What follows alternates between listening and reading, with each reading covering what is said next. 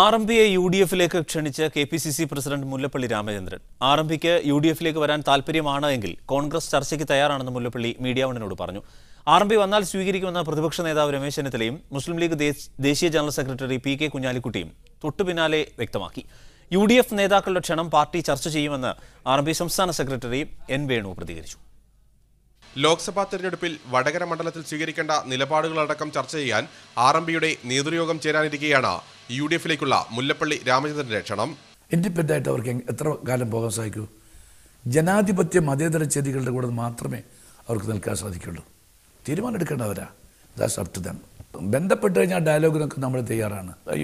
യു.ഡി.എഫിനെ സഹായിക്കാൻ തയ്യാറായിട്ടുണ്ടെങ്കിൽ വെൽക്കം, ഞങ്ങൾ സ്വാഗതം ചെയ്യുന്നു. മീഡിയ വണ്ണിനോടുള്ള മുല്ലപ്പള്ളിയുടെ പ്രതികരണത്തിന് പിന്നാലെ സമാനമായ നിലപാടുമായി രമേശ് ചെന്നിത്തലയും പി.കെ. കുഞ്ഞാലിക്കുട്ടിയും രംഗത്തെത്തി.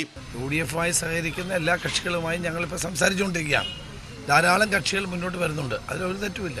വളരെ സന്തോഷമാണ്. കാരണം സഹകരിച്ച് പ്രവർത്തിക്കുന്ന സംഘടനകളെ സഹകരിപ്പിക്കുക എന്നുള്ളത് ഞങ്ങൾ പൊതുവെ ചർച്ച ചെയ്തിട്ടുണ്ട്. യു.ഡി.എഫ് നേതാക്കളുടെ ക്ഷണത്തെ തള്ളാതെയായിരുന്നു ആർ.എം.പി സംസ്ഥാന നേതൃത്വത്തിന്റെ പ്രതികരണം.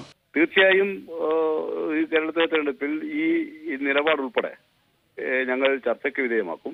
ഷബീർ ഉമറിനൊപ്പം P L. Kiran, media one, Kozhikode.